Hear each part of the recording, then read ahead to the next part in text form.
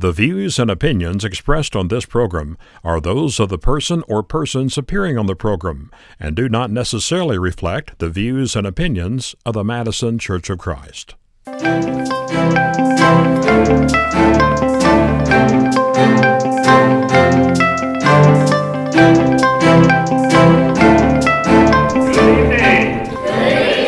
I'm Larry Souder, and welcome to Stories of Amazing Grace. We're coming to you from Bixler Chapel at the Madison Church of Christ in Madison, Tennessee. Thank you for joining us on YouTube by way of shortwave radio through the facilities of World Christian Broadcasting and for our live audience. Our theme scripture always comes from Romans 8:38 through 39. I'm sure that nothing can separate us from God's love. Not life or death, not angels or spirits, not the present or the future, not powers above or powers below. Nothing in all creation can separate us from God's love for us in Christ Jesus our Lord. We have a disclaimer statement at the beginning of our YouTube Stories of Amazing Grace that says the views and opinions expressed on this program are those of the person or persons appearing on the program and do not necessarily reflect the views and opinions of the Madison Church of Christ. I say that because we have an array of guests coming up this summer that I want to let you know about, and we may not agree with everything they say. I don't agree with everything I've said 5 or 10 years ago. I'm still evolving spiritually, and I think you are too. So they may be ahead of us spiritually or behind us spiritually, but I know that you'll be respectful when they show up this summer. Some of the guests coming up are coming attractions on June 7th. Actress and model, author Jennifer O'Neill will be here. She will share her story of faith and how she is silent no more concerning the subject of abortion. July 5th, one of our own, George Snodgrass, ministry leader of the Amazing Grace Recovery Program that helps with alcohol and drug addiction, is scheduled. And as many of you know, George came close to death by being in the hospital a while back. So I'm sure he'll share that story as well. August 2nd, Susan Meredith Beyer, my former TV co-host of a show we filmed in this building several years ago, will tell how God has impacted her life and prompted her to write a book entitled Above Reality, Where Miracles Happen and Healing Begins. And on September 6th, Dr. Ming Wang, former atheist and now believer and a prominent Nashville eye surgeon, will be our guest. His life story was the inspiration for the movie entitled God's Not Dead. But tonight we have another doctor. Dr. William Alexander is here. He's a gastroenterologist. I'm not sure what that means. I had to look that up. Actually, my wife goes to see one, so I should know, I guess. The first line of his mission statement on his website says, "We believe that every person should be treated with dignity and respect." That sounds like a pretty good place to go to get yourself healed. Also on his website are a buku list of degrees here: BS in Biology, University of North Carolina, PhD program in pathology at St. Louis University, medical school, University of North Carolina, internship in internal medicine at the University of Alabama, residency in internal medicine at the University of Alabama, fellowship in gastroenterology at the University of Florida. So that's from 1970 to 1988. 18 years in school, after high school. Pretty impressive. So, if you're suffering from heartburn tonight, this man can help you. He is one big tum. He is a healer, though, that needed some healing a while back because he was involved in a serious plane crash. He loves flying. We'll find out what that plane is in a little bit here. But his life was turned upside down on June 6, 2014, during a 25-second flight. We don't have a clip of that flight, and maybe it's good that we don't, but we do have a clip of some better days of flying, and we'll show that now, and then talk to Dr. Alexander. Will? Those magnificent men in their flying machine, they go up to the up, they go down to the up. They enchant all the ladies and steal all the scene with their up to the up, and then down to the up. Up, down, flying around, looping the loop and defying the crowd. They're all frightfully keen, those magnificent men in their flying machine. Those magnificent men, those magnificent men, those magnificent men in their flying machine.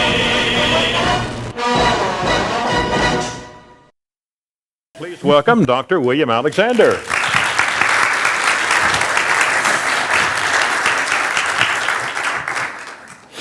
Thank you so much for being with us. Thank you for having me. I know you're a busy man, have to be a busy man, being a doctor. A lot of patients to see, and taking the time to come to see us, we really appreciate that. Now, Russ wanted me to ask this, that you dropped out of college, I did. but yet became a doctor. Yes. Tell me that story before we get into the accident and other things. So I was in college in the early 70s, and this was shortly, during the Vietnam era. I guess Vietnam was over, the war was over in 74 or so. And I was a serious student, and outside of my college studies, I had been a serious student in philosophy on my own. And so in the Socratic method during my second year of college, I was asking other students, why are you here? What do you hope to do? What do you hope to gain? What do you hope to do with your life? And the common explanation was, well, my parents expect me to be here, or it's how I can stay out of Vietnam. And I thought that was those were pretty weak reasons in my view. And I thought, I was thinking, really, the things that I'm learning here I can learn on my own. And I think basically the reason people are in college, at least the people around me were in college, was not because they had a goal, something they were driving towards, but they were afraid to enter into life yet. They were afraid to take it, by the collar and make something out of life. And so I quit, and I moved to Europe. At 19, I moved by myself to Europe. I told my family goodbye, and I moved to Europe.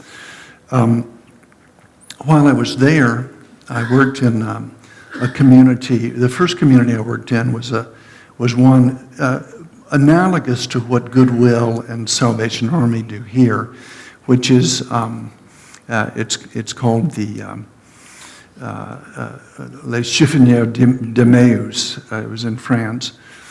A priest named l'Abbé Pierre had created this community, and we would go from village to village and hand out flyers of people to allow us to come later on in the week or the following week or something, and go through their barns or through their attics and get metal or objects that we could sell as bric-a-brac or paper for paper drives and so forth. And all this money would go to build houses for people in Bangladesh or things like that. So I did that for the summer, and then went to a monastery in France for part of the summer. And then in the fall, there I met a couple of guys who were working to bring Protestants and Catholics together in Northern Ireland. So I hitchhiked to Northern Ireland and worked in that community. While I was there, I met a monk who was on sort of leave from a Trappist monastery in Northern Ireland, Port Glenone. And I told him I'd been interested in monasticism. I'd read some Thomas Merton, a writer who was at a monastery here in Gethsemane, Kentucky. And he wrote to his abbot, and the next thing I knew, I was at Our Lady of Bethlehem Abbey in Port Glenone. And while I was there, I had my 20th birthday, and I said to myself, okay, you can do pretty much whatever you want with your life. There's that you don't have any obligations. You have a lot of potential. So what is it you want to do? And during one of the evening Compline prayers, I was moved in the way that people are moved by the reading, and the reading was the Good Samaritan. And that evening, I decided to become a doctor. Now, I'm a dropout from college now. So a guy who's dropped out from college in a very competitive, wanting to go to a very competitive field, I say, okay, well, that doesn't matter. I'm gonna go back. I'm gonna get back into school, and I'm gonna become a physician. And that's what I did. I spent another few months in Europe. I went to L'Abri and studied with Francis Schaeffer and Os Guinness and Edith. But the die was cast that evening at Compline. I was 20 years old, and I've never looked back. I've never questioned the decision, and so I became a doctor. And your interest in flying, how did that begin? Well, I had an interest in flying that was really a childish, natural inclination. Just as a child first notices the smell of a rose or something, watching a robin light on a branch and the branch waver a little bit and then spring off and go. I had decided sort of in the back of my mind, someday I'll become a pilot. And then back about 20 years ago, I had good friends who were pilots, who were in the Air Force. Friends not through flying, but through other venues. And we talked flying, and they described some of the attributes of certain planes. And after lunch, I went home, and by Friday of that week, I owned an airplane. And the next Monday, I started lessons, and here we are. Wow. Well, walk me through the accident. The date was June 6, 2014. 2014. It was a Sunday afternoon. It was about 3 in the afternoon. It was as beautiful a day as you can imagine. I think yesterday would have been a good example. Not a cloud in the sky, temperate, a little breeze, a little light breeze. Just if you could mint a day to be every day, that's the one you would choose. It was just a nice, beautiful day, and the plane that crashed was the one that you saw in this video. It was that. Let's take a look at that. Is this the plane? Yes, that's the plane. That is the plane. That's the plane. It's a Skybolt, a steam Skybolt. It's a bi-wing plane. This one was a unique one, just a marvelous plane. It had some very specific features about it. And it's an acrobatic plane. It's an acrobatic I think we have some shots of it going up and down and around. Right, exactly. So. And I had taken aerobatics after I had been flying for some years because I felt it would make me a better pilot, and it has made me a better pilot. So that day I was taking the plane up just to sort of test it out. It had been worked on about a week before, and I said, well, let me take it up and run some oil through the engine and see how it's performing. And to fly a plane, first you check it over, you run through things, you check the oil, you check the gas, a few things. Then I started it, brought it up onto the runway. Now I live in a fly-in community. I live on an airstrip, and so I drove it to the far end of the airstrip, which is about a mile. It's running fine. Turn it around.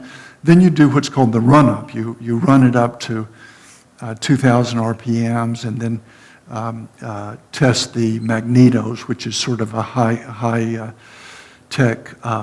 spark plug. It has 2 different magnetos, so if one goes out, the other one will continue working. And that worked, everything. Everything seemed to be okay. You test the controls, everything's working. Pull the canopy forward, latch it down, everything's good. Push full forward on the throttle, and it's running down the runway just normally. It picks up normally. There's nothing particularly wrong with it. Just a good flight.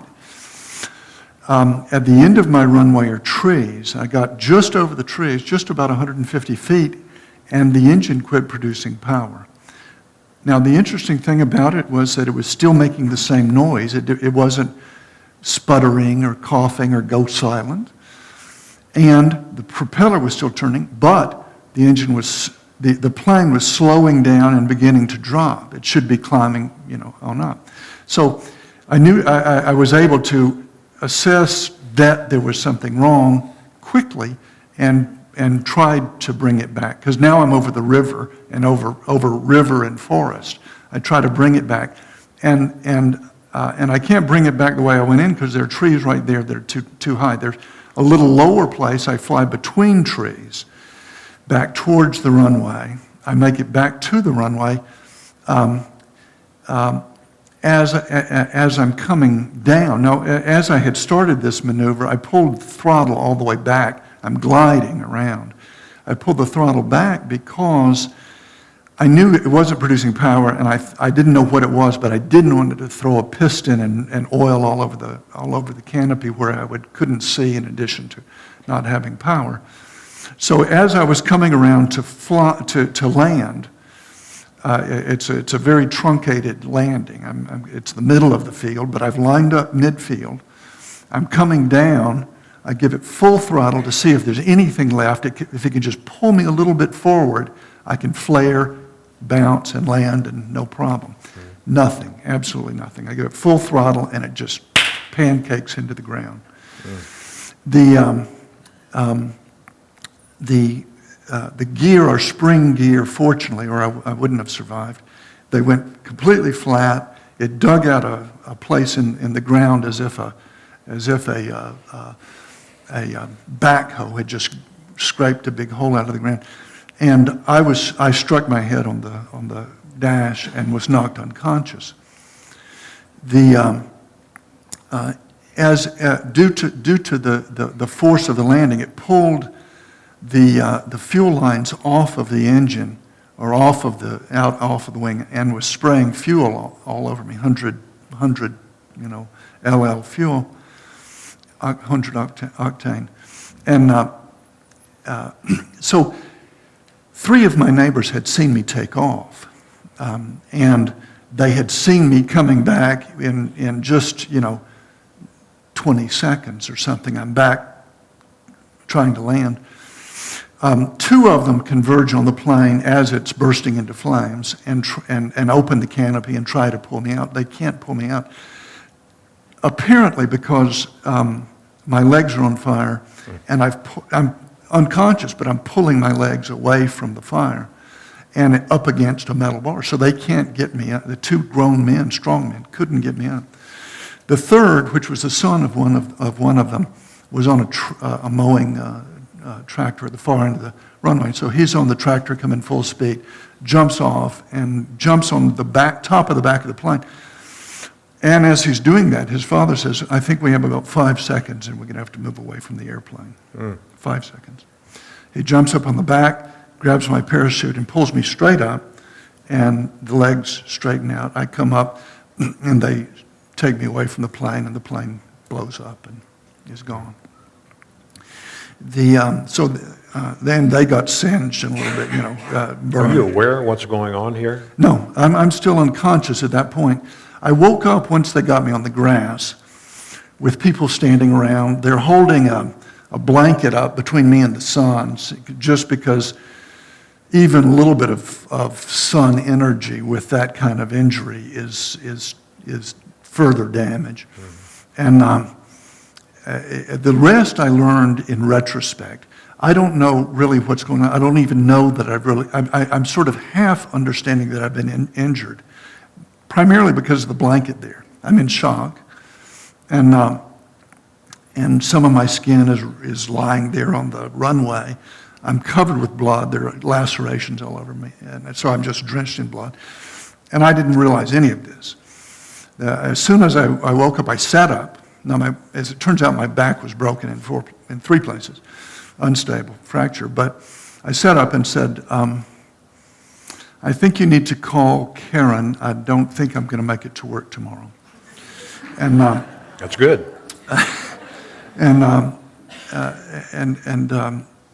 so Then the ambulance arrived. They said, actually, they're not going to take me in that ambulance. They've also called a helicopter because they don't really think that I have time to be transported by ambulance to Vanderbilt burn unit. And I offer my opinion. I say that's the right decision. I say, clearly, I need to go by ambulance. I mean, by air ambulance. And then I say, I don't know what it is. I'm not feeling very good. And and if there had been a camera on me at that time, it would have been a little bit ironic.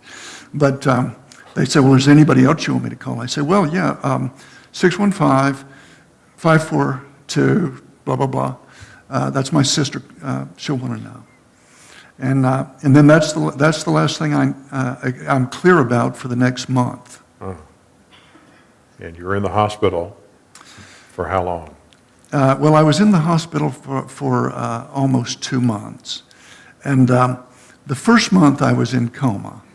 The night I arrived, now, so my sister got a phone call at 3:30 in the afternoon, and while I'm still just there on the runway. Let's take a look at that plane before Yes, you get yes, too yes, far yes. into the. This is what it looked like. This is what you survived from. Yeah. Amazing. Yes. Amazing. Yes. Okay, carry on. And so my sister has her own business. She is a riding instructor and has a stable outside of Charlotte, North Carolina. And so she threw some things in a bag, got in the car, and headed out, and arrived at about 2:30 in the morning or something, and the first thing is the attending doctor says, don't get your hopes up. He's 62 years old. He has 53% burns over his body. He has lung injury. They showed me pictures. Some of the EMTs I met afterwards showed me pictures of the inside of my mouth that looked sort of like a charcoal grill. And so he has pulmonary injury. His back is broken, and he has broken ribs. And so with that, we have a formal equation that will tell us his likelihood of surviving. That equation gives him 12% chance of living. Wow. You hallucinated during the time in the ICU, is that correct? Yes. So I didn't know I was in the hospital. This event that had happened on the runway all sort of evaporated until much, much later. And so when I first came to a partial consciousness, I didn't know where I was. I thought I had been kidnapped. I thought that I was in an old house. There were some spider webs in the corner of the room. They had IVs hanging. I was tied down. And when I would speak to people, they wouldn't answer me. You know, I'd say, you should be ashamed of yourself. You've tied me down. What do you think you're doing? And of course, I wasn't speaking at all. I had a breathing tube in, and I didn't know I was on a breathing machine. I was just I was thinking, and I could see colors, sort of orange and green and purple, flowing on the walls. Occasionally, rodents or snakes would come down the walls and across the floor. I said, well, clearly they've given me a hallucinogen. They've tied me down. I've been kidnapped. What other explanation could there be? And so later I saw some of my family and friends, and I said, well, you know, that's a nice try, but I realized these are not my family, not my real family, and not my real friends, because they wouldn't be party to a thing like this. And so, you know, I'd say, well, that haircut's not quite right, and, you know, they think these doppelgangers they've found, but this is not working. So did you test them a little bit then? Well, when they finally removed, the first day they removed the breathing tube, I spoke to my girlfriend and So I asked her some questions. Only she would know. Where did we go for our first date? What's your daughter's name? Well, things like that. And so I became convinced of that. And she said, "Do you remember what happened?" And just with the question, "Do you remember what happened?" I said, "Oh, I must have had an accident. It must have been an airplane accident." And then within 15 seconds, the whole scenario, the entire afternoon came back, and I remembered the whole story. The sound of the engine, everything came back instantly. Let's take a look at some photos of you in the hospital here. It's pretty sad looking. It's pretty sad. You can see there the brace around the chest is, I had to wear that whenever I was, most of the time, in fact, because of the unstable fracture of the back. The hands, you can see, are very swollen. What day is this, you think, in the hospital? This is actually 6 weeks out. 6 here. weeks. Yeah. Wow. They moved a stationary bike into the ICU room for me to start trying to rehabilitate. See the next one there. Friend of yours? This is the physical therapist. Okay. Look, a little shell shock there. That's my dog. And that's my best friend who brought him over to see me. This is about 7 weeks into the... Let's skip ahead to the video here. 53% of my body, including some temporary injury to the lung, but critical in the initial days. These were critical enough burns that at the end of my time in the intensive care, in the burn intensive care, the people who met me on the night that I was helicoptered in said that they absolutely didn't expect me to survive. And when my family arrived, the attending doctors said, "Don't get your hopes up. His chances are a good deal less than 25%, closer to 12%. So it was a substantial burn, one which I think brought me about as close to death as a person could come, and not go there. What got you through it? What got me through it was a combination of good surgical and nursing care,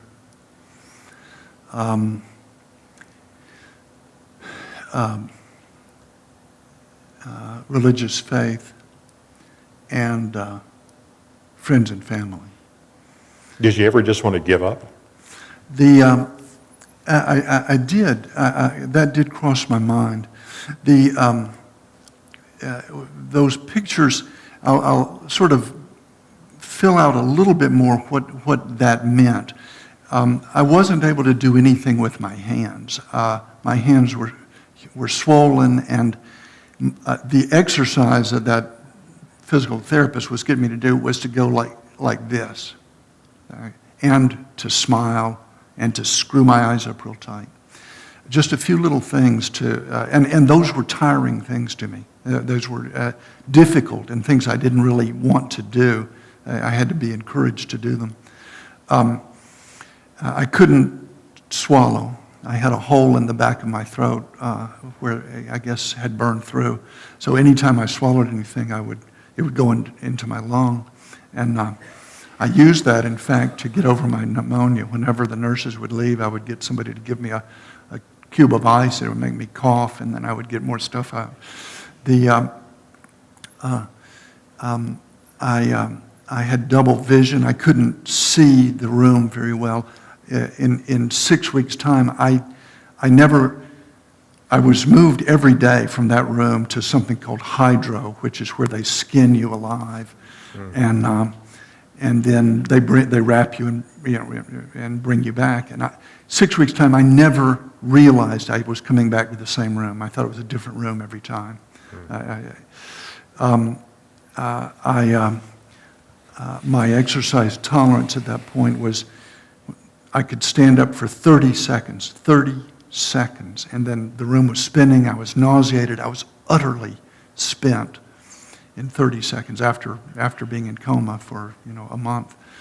And so with those things, and I don't know if at this point I'd even looked in the mirror yet. I know I put off looking in the mirror sometime, but I knew that I didn't have I had these little plastic braces on my hands and my ankles. I had ulcers on the back of my ankles. Back of my feet from laying so long and so forth.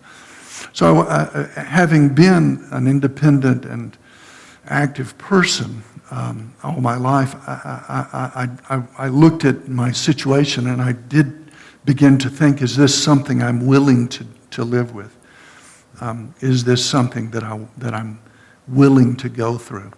And after 6 weeks, my sister left. Some other family came from other parts of the country.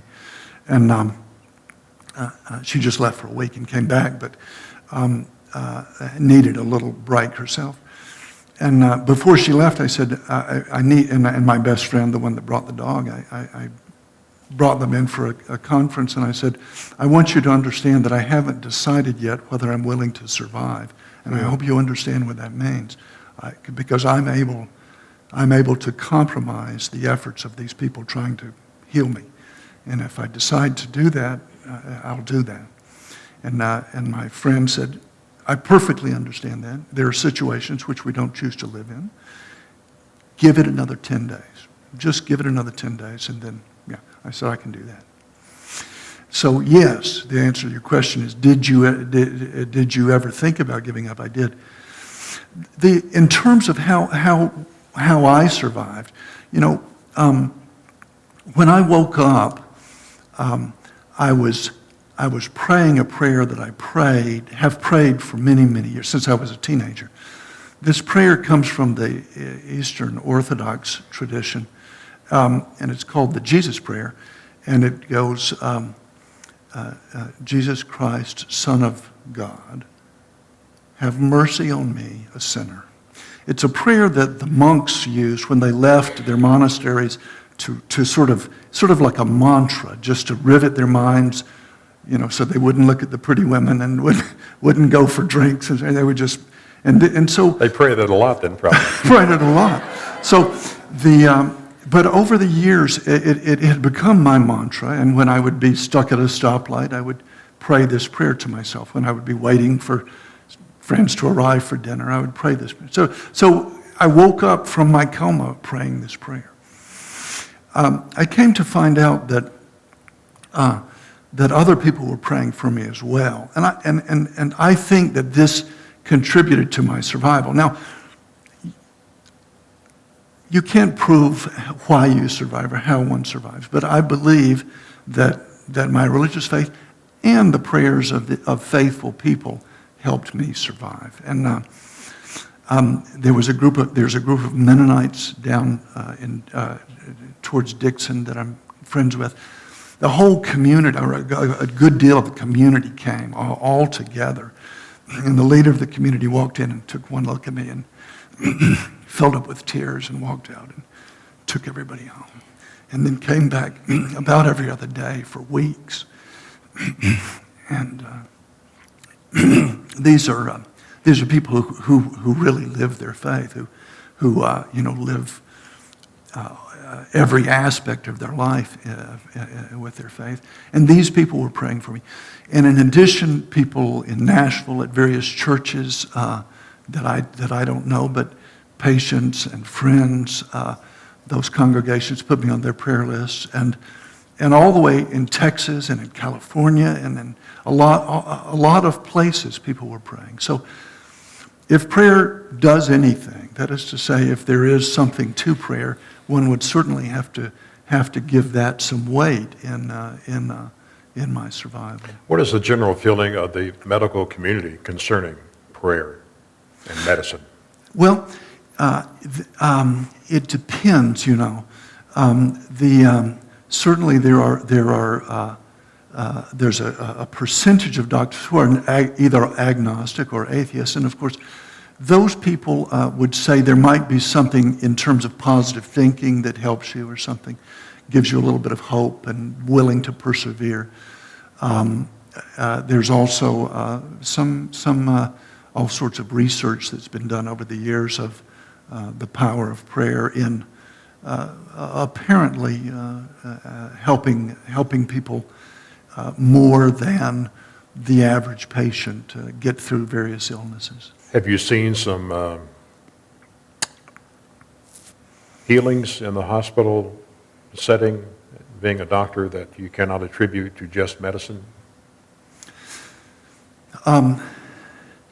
Yes, there are healings that I see that are somewhat like the one that I experienced, which was the patient has so much going against them that basically you're going through the motions of what you're supposed to do if this patient had any chance, which you know they don't. And yet, at some point, they turn around and do better. The other aspect of prayer is may not be just sort of like a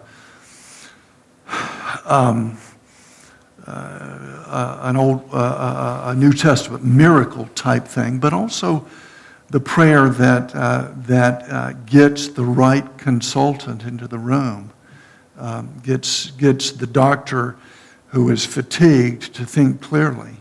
You know, I think prayer works in that way as well, in terms of a patient who wouldn't have survived except for somebody thinking of this at that moment.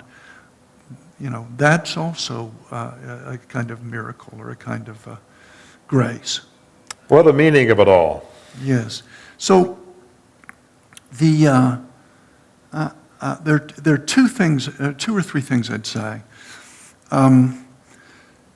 In terms of how somebody that's been through what I went through interacts with desperately ill people, I don't actually think I have more compassion. A decent doctor has compassion, has a lot of compassion. I think the difference is people's ability to listen to me. But if I were burned, and if I was a patient burned and I saw you with the scars, exactly. I would say, you can relate. Exactly. And it doesn't have to be burn. Immediately at 5:30 or 5 o'clock this afternoon, I was talking to a patient in the ICU who had a myocardial infarction, was on a breathing machine, and needed a feeding tube, and I placed the feeding tube just before I arrived here. And he was not able to speak because he had a tracheostomy put in today. He was looking at my face, and I said, I had a plane accident a few years ago. He said he put his hand on his face and went like this, and I said, the thing that taught me, one of the things is that your religious faith can help you, and your hope can help you, and your attitude can help you, and you have this kind of attitude that clearly you're going to do fine. Mm-hmm. You don't necessarily know you're going to do fine yet, but you're going to do fine. I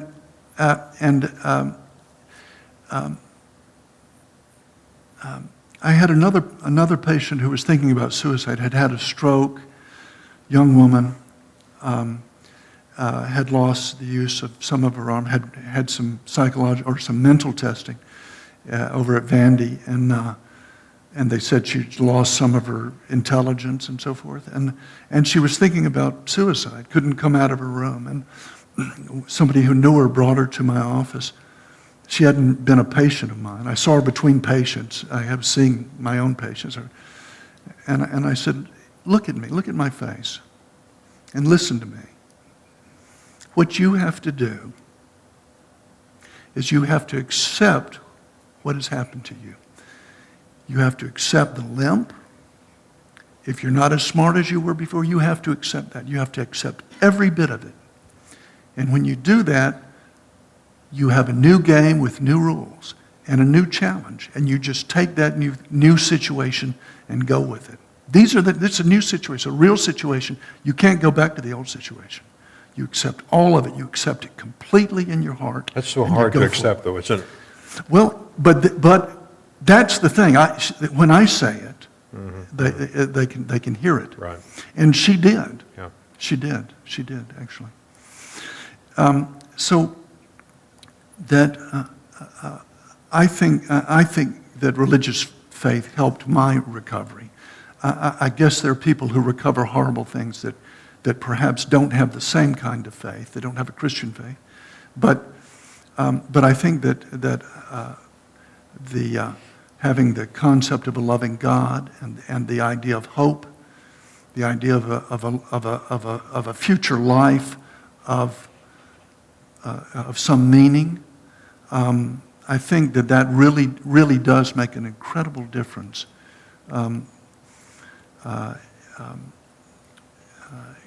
Having a purpose, and so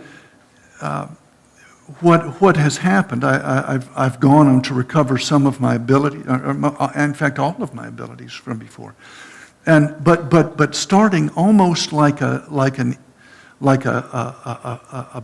newborn baby again, not able to do almost anything, couldn't feed nothing, and a very gradual recovery. And then the very first time I walked into the hospital, the first day I walked into the hospital, one of the other gastroenterologists walked up to me and said, not to be kind, said, "I have a difficult patient and I need your help." And it was an incredibly difficult patient. And it was one that he had been taking care of and couldn't make better. And so I tested my mind on that. And now at this point, the doctors at my hospital, doctors really all over Tennessee, send patients to me for particular difficult types of procedures. And so to me, it's a remarkable story of sort of a Rocky type story of being utterly beaten down and striving and coming utterly back to where other doctors rely on me to help with their difficult patients. That was not in the cards in June of 2014. Yeah. You came back, and another love that you had besides flying is tap dancing. Tap dancing. Let's see some tap dancing before and after. Let me make one comment before this. Now, the fellow you saw with the dog, who brought my dog to visit me as therapy, knew one of the neurosurgeons at the hospital who said, okay, he's got a broken back, he's not going to walk for 10 months. Mm-hmm. This video comes from 12 months after the accident. Wow. Yeah. Well, we got two clips here. One I stole that you hadn't seen yet. Okay. It came earlier, and then the one that you're talking All about. right, okay. All right, so let's roll that. Yeah. It's 2011.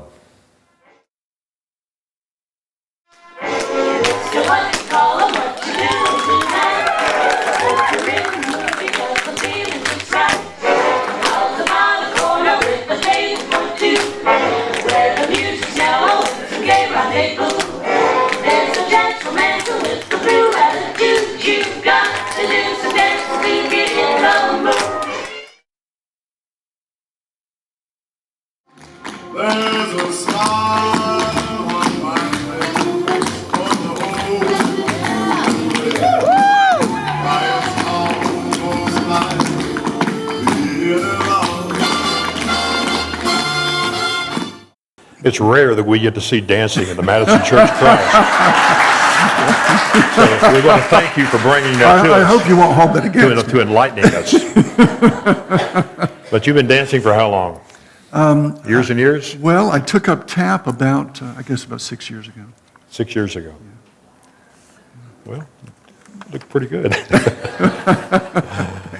You have some pictures here of a mission effort you're involved in. Let's see some of these. What is this all about? This is Libros for Learning. My brother-in-law started this organization.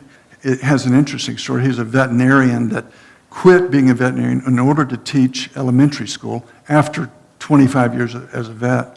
just because he thought, that's how you change the society. You involve yourself in elementary education. And when he was visiting Mexico, he went to some of the one-room schoolhouses and saw they didn't have books. They did not have any books. The teacher had a book. And so he said, I could do this. I mean, this is so easy. I could just get some friends to give me some money, buy some books, and bring them and give them to a library. And so on this particular trip, we delivered 11 libraries. Each library is about 200 books. And we go to typically little one-room schoolhouses. And we read with the kids. Sometimes we build bookshelves to house the books and so forth. Talk with the teachers, so forth.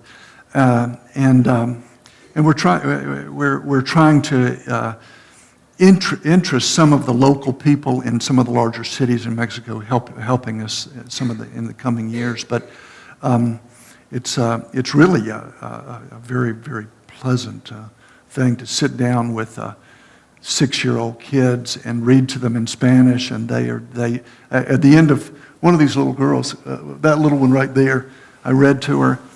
And then they wanted to group them up for a picture. And before she would go over there, she grabbed me and she said, "Would you come to my house?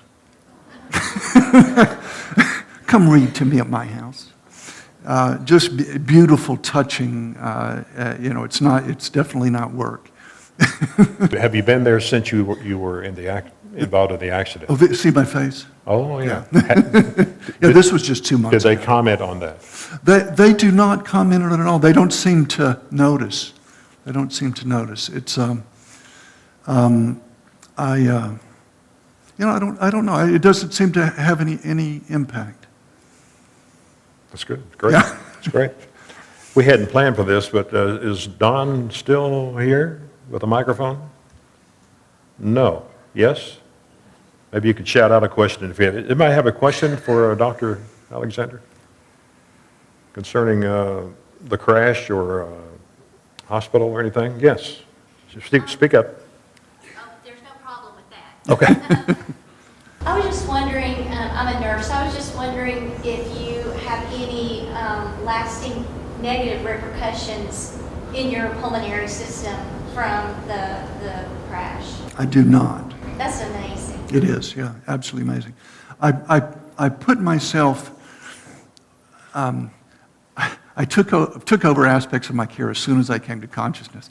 And one of them was I asked them to start giving me breathing treatments, which they said, we don't think you really need them, but if you want them, we're glad to do them.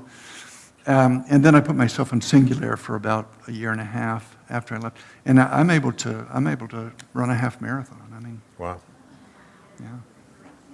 Anybody else? Yes. I just wondered about the 3 that helped to pull you from the plane. You said they had some burns, or were they okay? They were okay. They just got singed, but it was truly heroic of them to expose themselves to what was about to happen. The 2 having tried as hard as they could, and the other one sort of late coming up, and he said, and the father rightly said, "Look, you've got 5 seconds. Do what you can, and we're moving away." And moving away means me being part of that picture. Anybody else? Yes. When did you decide that you were going to fly again? Interesting. I started flying while I was still in bandages. Within about 14 weeks, I had a plane at one airport that needed to be moved, and I got one of the guys who pulled me out of the plane to fly with me. I flew the plane, but to fly with me as a safety pilot, because I wouldn't have been legal to fly. But I almost immediately, as soon as I was back on my feet, I started flying again. Two-part question. Is your plane under the control of the FAA, and did they determine the cause of the crash? It's a good question. Yes and no. The FAA came out and tried to figure out what had happened to the plane, And then they asked me to write an essay of what I thought, explain everything, every detail, and what I thought had happened. And there has been no formal ruling. I think that the easy explanation would be that there was some kind of a fuel contaminant that affected fuel flow. And I couldn't disprove that. But I really don't know what caused it. I think it was a unique thing to that situation, that plane, on that day. But I don't know exactly what caused it. It has, you may think me a bit foolish to say, well, if you can't explain that, why are you still flying? But since then, I've flown hundreds of hours, in fact, I flew to North Carolina and back this weekend. Flew to my clinic in McMinnville and back yesterday. I knew that it wasn't due to my skills. I knew that had I thought that there was something about how my brain was working or my ability that had caused it, I would have never flown again. I didn't think that. I thought that basically, and the FAA actually said that the fact that he got it back to where he did was pretty slick flying, and so that's my excuse for still flying. When did you go back to work? I went back to work at 14 weeks. I saw my first, and in fact, while I was in the ICU, about a week out of coma, I told my secretary and nurses when to start booking patients. I said, the 15th of October, I'll see my first patient. And that's definitely an act of faith right there. To God be the glory of everything that's happened to you. He had many more things in his mind for you to do. And I have no doubt that you are a walking miracle. In my mind, God has worked a miracle. I've seen miracles work, I believe, in my own child twice in her life, but I've never seen one from the burning, from what you've come through. My menial question, though, to all this is that in the hole in the back of your throat, do you think that it was caused from maybe airplane fuel or? The hole in the back, I think it may have been that the tissues were so damaged, and maybe when they were trying to intubate me in the helicopter on the way to the burn unit, they might have jammed it into the soft palate. I think that's what happened. It's healed up now. It's not there anymore. Well, I'm really glad and thankful that you had all the lung treatment that you had asked for. I'm so thankful that you asked for that because you are going full throttle. And to God be the glory. I'm just so glad you're still able to practice, much less all the other wonderful things you're doing. And God's working through you. And He kept you here on earth for that reason. Thank you. I wanted to, the nurse, when she asked her question, reminded me of something I'd meant to include, and that was the transition. You remember I said that I was thinking of not surviving early on. I mean, and I think there are times in which you call an end to life. Plenty of us have had loved ones that have gone into hospice and so forth. That's what I'm talking about. And what happened actually was a wonderful nurse at the Vanderbilt burn unit. I can't speak highly enough of the burn unit, by the way. But one night at about 2 in the morning, I was making the decision, just like I made the decision to become a doctor, I was in the act of making my decision. Will I go ahead or will I try to compromise the efforts of these people that are trying to heal me? And I'd been watching, and one of the nurses, it was a male nurse, probably mid-30s, maybe 30-ish, that I had talked to, and whenever there was a problem with the computer system or with the IV pole or something, he would be called in by whoever was actually taking care of me that day to help figure it out. So I asked to speak to him. I asked my nurse to call him into the room. And I said, I'm going to ask you an important question. And I want to know, you've seen a lot more of this than I have, and I want to know what your honest opinion is as to whether or not I'm likely to survive. And he said, well, earlier on, I wouldn't have bet on you. But now there's no doubt you're going to survive. He says, you're getting better. I mean, you've stabilized. There's no doubt in my mind you're going to survive. I said, okay, thanks.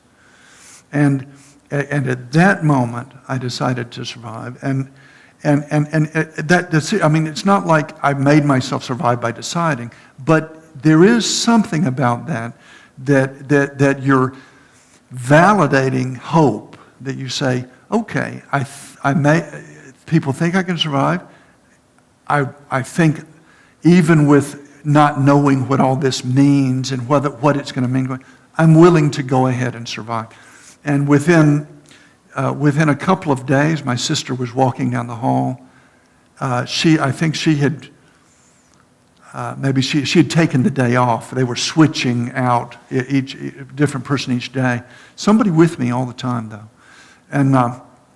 And she said she heard voices coming out of the room, and she walked in, and I was sitting like this, leaning on my pillow like this, talking matter-of-factly, as if I was a person again. It was the first thing she'd seen in 6 weeks that looked like the old guy.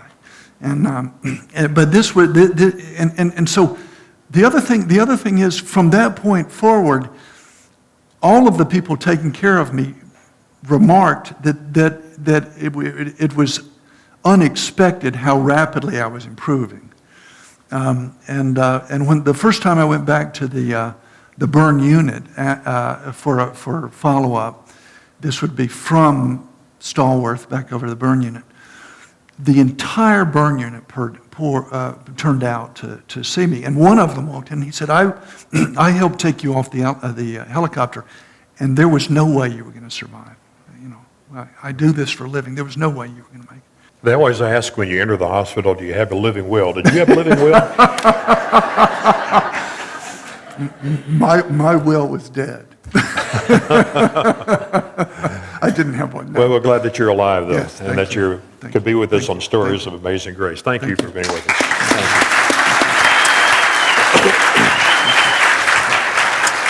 Let's have a prayer before we go.